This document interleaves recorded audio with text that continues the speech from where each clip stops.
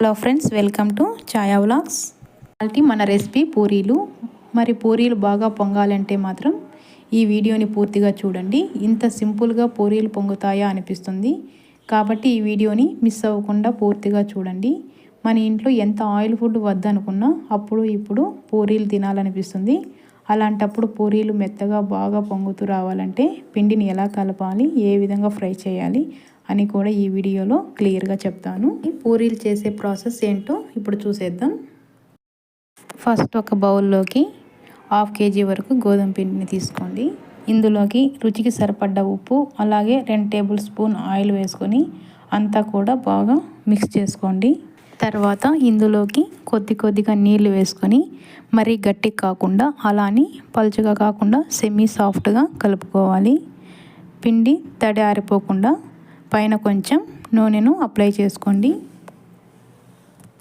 ఇప్పుడు మూత పెట్టేసి 15 నిమిషాల పాటు పక్కన పెట్టేసేయండి. 15 నిమిషాల తర్వాత మూత ఓపెన్ చేసి మరొకసారి అంతా కూడా మిక్స్ చేసుకొని ఒక చిన్న పిండి ముద్ద తీసుకొని రోల్ చేసుకోవాలండి.